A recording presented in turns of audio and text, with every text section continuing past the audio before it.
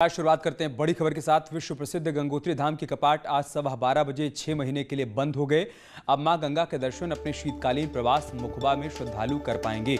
वहीं इस बार धाम में 45,000 से अधिक श्रद्धालुओं ने दर्शन किए। आज अन्नकूट के पावन मौके पर पूरे विधि विधान के साथ मां गंगा गंगोत्री धाम के कपाट बंद किए गए। इस दौरान भारी तादाद में श्रद्धालु इस पल के गवाह बने।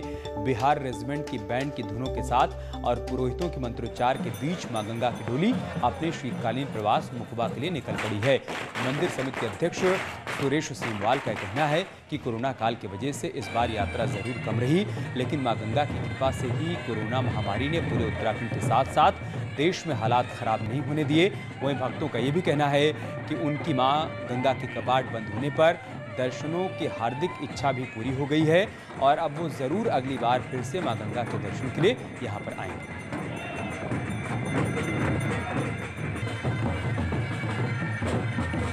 उत्तरकाशी की तस्वीरें हम आपको दिखा रहे हैं। गंगोत्री धाम के कपाट आज विधि विधान के साथ बंद हो गए।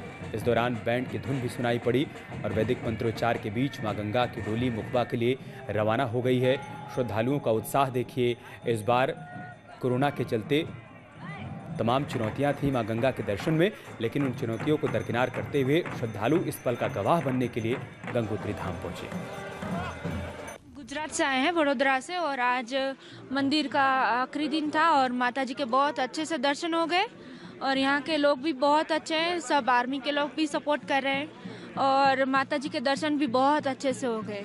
जय गंगा मैया की।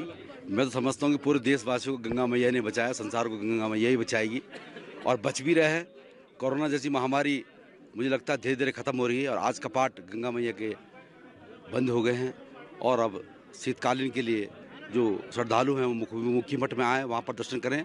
अभी हजारों श्रद्धालुओं के साथ हम लोग माँ गंगा के शीतकालीन प्रवास के लिए रवाना हो गए हैं। यूपी के मुख्यमंत्री योगी आदित्यनाथ आज से 2 दिन के उत्तराखंड के दौरे पर रहने वाले हैं। योगी आज 2:45 पर केदारनाथ पहुंचेंगे और शाम को बाबा केदार की पूजा अर्चना करेंगे। साथ ही केदारनाथ धाम में दोनों सीएम रात्रि विश्राम करेंगे। सीएम त्रिवेंद्र सिंह रावत भी सीएम योगी के साथ मौजूद रहेंगे और कल सुबह सीएम योगी केदारनाथ के कपाट बंद होने के मौके पर भी मौजूद होंगे, कार्यक्रम का हिस्सा बनेंगे। और कल ही यानी 16 नवंबर को बद्रीनाथ दर्शन का प्रोग्राम भी है। वहीं बद्रीनाथ में योगी आदित्यनाथ अतिथि गृह का शिलान्यास करने वाले हैं। इस दौरान उत्तराखंड के मुख्यमंत्री त्रिवेंद्र सिंह रावत भी उनके साथ मौजूद रहेंगे। वहीं केदारनाथ में सीएम योगी और सीएम त्रिवेंद्र रावत के दौरे को लेकर प्रशासन ने सुरक्षा के कड़े इंतजाम किए हैं।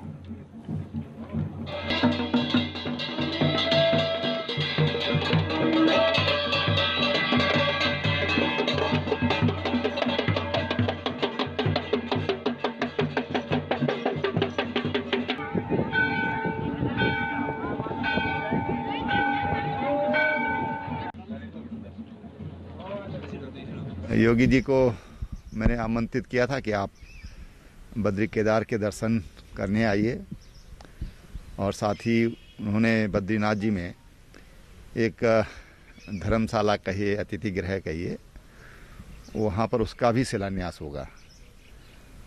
हमारे लिए बेहद खुशी की बात है कि योगी जी उत्तराखंड में आ रहे हैं और हमको उनका स्वागत करने का सौभाग्य मिल रहा है। माननीय मुख्यमंत्री उत्तर प्रदेश एवं माननीय मुख्यमंत्री उत्तराखंड इसी कार्यक्रम में प्रतिभाग करने के लिए आ रहे हैं। हमारे साथ पूरा पुलिस बल मौजूद है, हमारे पुलिस अधीक्षक यहाँ मौजूद हैं जिन्होंने पूरी सुरक्षा की व्यवस्थाओं को यहाँ पे देख लिया है। सारी तैयारी कर ली गई है GMVN के द्वारा एवं समस्त जो व्यवस्थाएं होनी है वो समस्त व्यवस्थाएं हम लोग यहाँ पे तैयारियाँ पूरी करवा रहे हैं। देखिए, पर्याप्त संख्या में फोर्स की तैनाती की गई है और इसमें प्रक्षेत्रीय कार्यालय पुलिस मुख्यालय से हमें अतिरिक्त पुलिस बल प्राप्त हुआ था इस VIP भ्रमण कार्यक्रम के लिए, तो वो पहुंच चुके हैं। इसके अलावा ATS की टीम, एंटी टेररिस्ट स्क्वाड की कमांडो टीम भी हमारे पास अवेलेबल है यहाँ पे और जो सिक्योरिटी के मानक हैं वो पूर्ण करते हुए पर्याप्त सुरक्षा व्यवस्था का इंतजाम यहाँ किया गया है।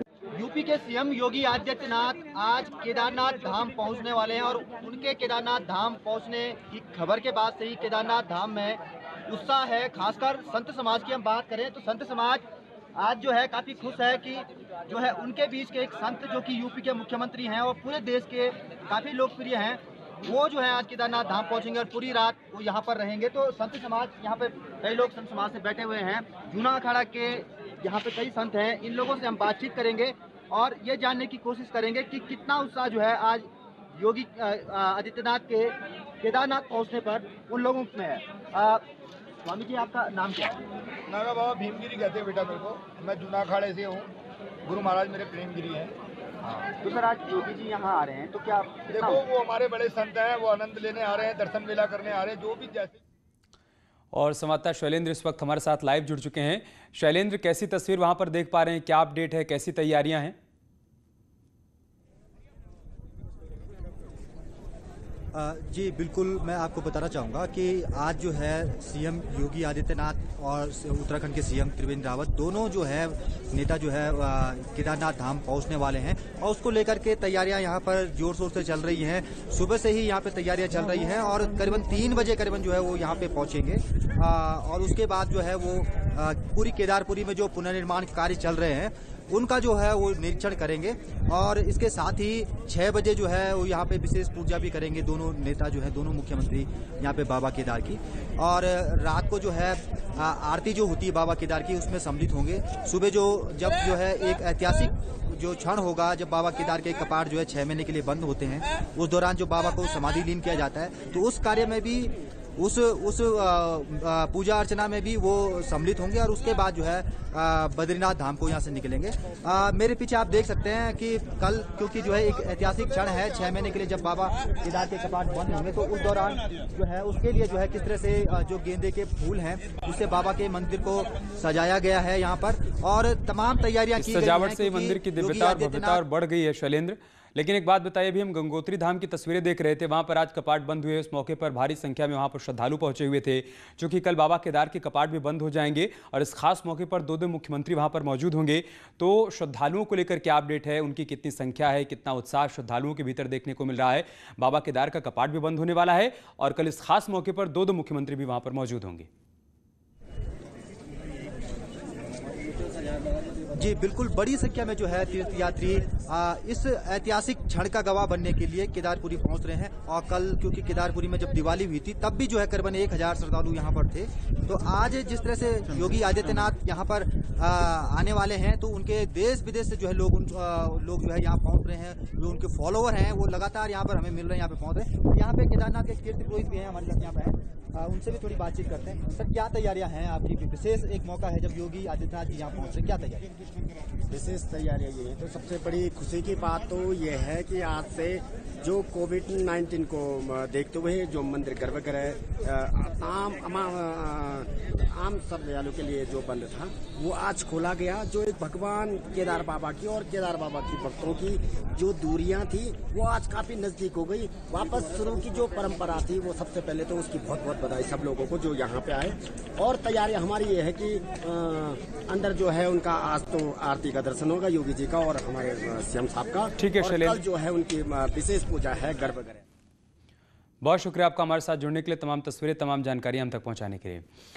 आगे बढ़ते हैं, उत्तराखंड का एक और लाल देश के लिए शहीद हो गया है। ऋषिकेश के राकेश डोभाल जम्मू कश्मीर में देश के लिए शहीद हो गए। पाकिस्तान की तरफ से हुई गोलीबारी में राकेश डोभाल ने देश के लिए सर्वोच्च बलिदान दिया है। बीएसएफ के जवान राकेश डोभाल बारामूला में तैनात थे और देश के लिए लड़ते हुए शहीद हो गए। ऋषिकेश के गंगानगर में शहीद का परिवार रहता है। आज देर शाम पहुंचेगा शहीद का पार्थिव शरीर और कल ऋषिकेश के पूर्णानंद घाट पर शहीद का अंतिम संस्कार किया जाएगा।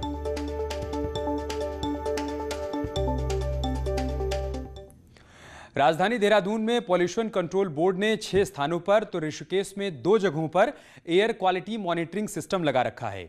7 नवंबर से लेकर 21 नवंबर तक पॉल्यूशन कंट्रोल बोर्ड पॉल्यूशन की मॉनिटरिंग करेगा। दीपावली से पहले, दीपावली के दिन और दीपावली के बाद देहरादून और उसके आसपास के क्षेत्रों का एयर क्वालिटी इंडेक्स क्या रहा यह मापा जाएगा। लेकिन विजिबिलिटी के आधार पर देखें तो दीपावली की सुबह दून में इस बार कमोबेश पॉल्यूशन कम नजर आया।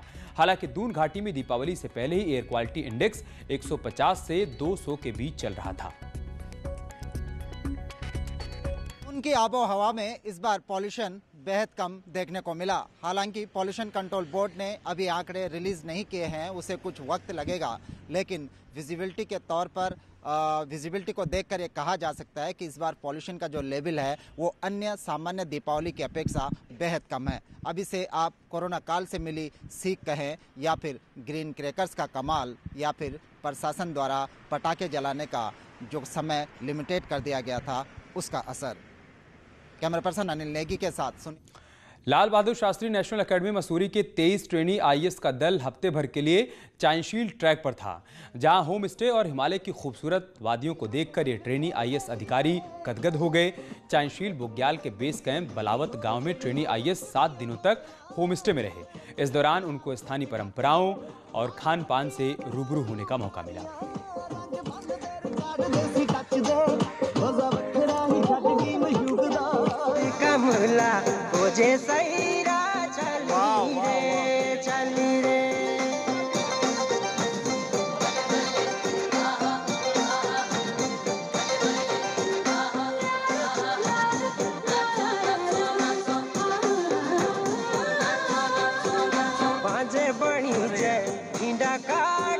पहले हमें कोई भी आइडिया नहीं था कि ये ट्रैक कैसा होगा, कैसे चलेंगे, क्या होगा। हमारे लिए बहुत ही बड़ा फर्स्ट टाइम एक्सपीरियंस था। तो हमने जब शुरू किया ये ट्रैक तब बहुत सारी दुविधा थी मन में कि उधर राजाजी टाइगर रिजर्व आज से टूरिस्टों के लिए खोल दिया गया है। प्रमुख सचिव वन आनंद वर्धन ने मोहंड स्थित पार्क का गेट खोलकर विधिवत शुभारंभ किया। पार्क में एंट्री के लिए हरिद्वार, चीला, मोतीचूर 3 गेट, तो देहरादून से आशा रोड़ी और मोहंड 2 गेट मौजूद हैं। यहां पहुंचकर टूरिस्ट जंगल सफारी का आनंद ले सकते हैं। राजाजी टाइगर रिजर्व 15 नवंबर से 15 जून तक टूरिस्ट के लिए खुला रहता है। इस बार कोरोना के चलते पार्क को मार्च में ही टूरिस्ट के लिए बंद कर दिया गया था। फिलहाल अब इसके गेट खोले जा रहे हैं पर्यटकों के लिए, और इस बार हमारी कोशिश रहेगी कि पर्यटकों को अच्छी से अच्छी सुविधा मिले। बेसिकली जो भी हमारे नेशनल पार्क और सेंचुरीज हैं वो इसलिए हैं कि एक आम जनता को, एक आम पब्लिक को वाइल्ड लाइफ से, फॉरेस्ट से सेंसिटाइज करने का एक माध्यम है कि जिससे कि हमारी वाइल्ड लाइफ और फॉरेस्ट दोनों के मैनेजमेंट में हमें सहयोग मिले। और यहाँ रुकनी छोटे से ब्रेक के लिए, जल्द लौटेंगे कुछ और खबरों के साथ। फीस नहीं देने वाले पेरेंट्स के बच्चों के नाम ऑनलाइन क्लासेस से काटने शुरू कर दिए हैं। यहाँ तक कि पेरेंट्स का यह कहना है कि ट्यूशन फीस के अलावा अब दूसरे मदों में भी स्कूल पेरेंट्स से फीस ले रहे हैं।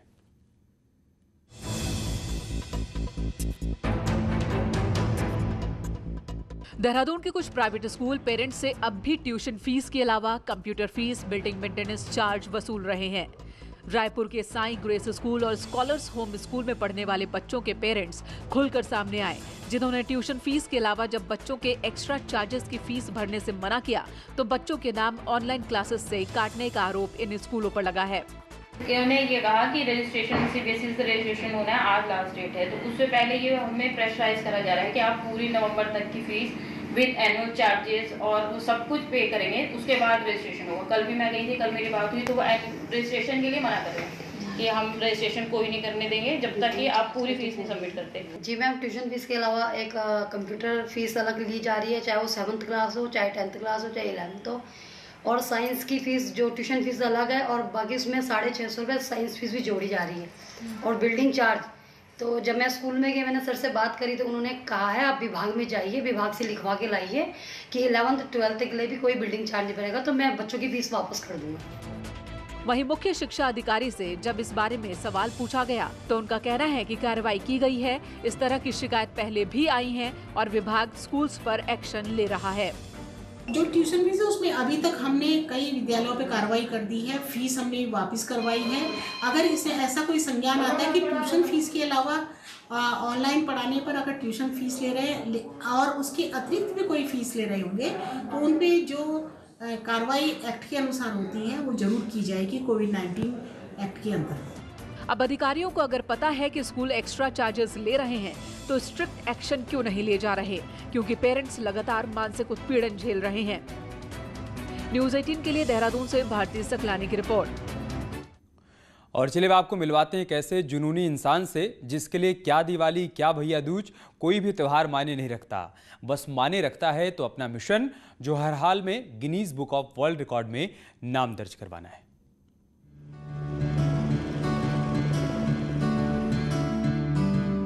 इनसे मिलिए, ये है पौंडीचेरी के रहने वाले 19 साल के रेवंत साई, जो इन दिनों देहरादून में है।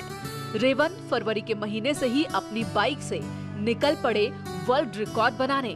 भारत के शहर शहर बाइक से घूमकर रेवंत बेटी बचाओ बेटी पढ़ाओ साक्षर भारत जैसे मिशन को लेकर लोगों को जागरूक कर रहे हैं। In this journey, even I'm trying to create awareness on some central flagship programs like Beti Bachao, Beti Padhao, Fit India and Swachh Bharat. So, I mean, like when I visited some states, I will try to sponsor something like while visiting some girls' school or overpass, I'll try to donate something like books or money or midday meals like that. I'll try to donate. But after this COVID-19 lockdown, it's become a little bit harder to donate because I spent a lot of money in Manipur state due to this COVID-19 pandemic. Revanth ने अपना mission फरवरी में शुरू किया था, जो अगर lockdown न होता तो अब तक पूरा भी हो गया होता। लेकिन लॉकडाउन में भी जुनूनी युवक ने हिम्मत नहीं हारी और घर लौटने के बजाय कभी क्वारंटीन सेंटर्स में रात गुजारी तो कभी जंगलों में। Yes, madam. At that time, I faced lots of problem. Like even at that time, Indian government, Manipur state government, or my home state government, no one did not help for me. I mean, like 1 month I stayed in hotel, 1 month in quarantine center, 1 month in forest, madam. सबसे कम उम्र में bike से पूरे भारत का भ्रमण कर record बनाने निकले रेवंत 18 स्टेट तो कवर कर चुके हैं और अब अगले 2 महीने में बाकी के स्टेट्स भी कवर करने के मिशन पर हैं। न्यूज़ 18 के लिए देहरादून से भारती सकलानी की रिपोर्ट। पिथौरागढ़ में प्रकृति ने अपना सौंदर्य जमकर बिखेरा है। यहाँ कई ऐसे स्थल हैं जो प्रकृति के दीवानों को अपनी ओर खींचते हैं। ऐसी एक जगह है बूंदी, जो कभी मानसरोवर यात्रा का पड़ाव हुआ करता था।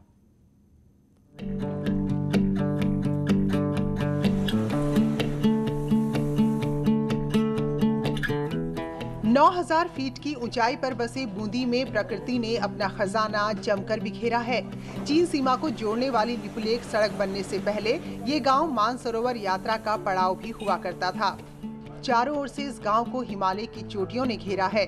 ऊंचाई पर होने की वजह से यहाँ चोटियाँ साल भर बर्फ से ढकी रहती हैं। अब जबकि सड़क बन गई है तो उम्मीद है कि यहाँ आने वाले सैलानियों की संख्या में इजाफा होगा।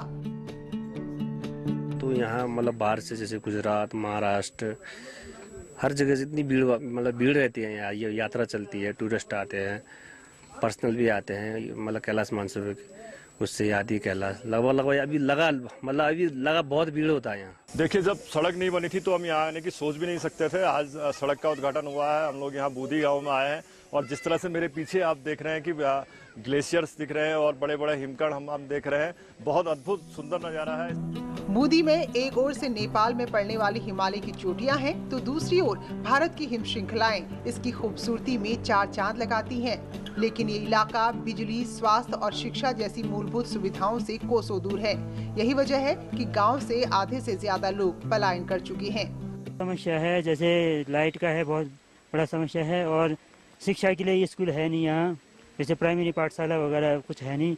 हायर स्टडी के लिए बाहर जाना पड़ता है। लिपुलेख सड़क से जुड़ने के बाद उम्मीद जग रही है कि इस गांव में जरूरी सुविधाएं उपलब्ध होंगी, जिससे हिमालय की गोद में बसा ये पर्यटन स्थल मानचित्र में स्थापित होगा। साथ ही रिवर्स पलायन भी शुरू होगा। न्यूज़ 18 के लिए पिथौरागढ़ से विजय वर्धन उप्रेती की रिपोर्ट।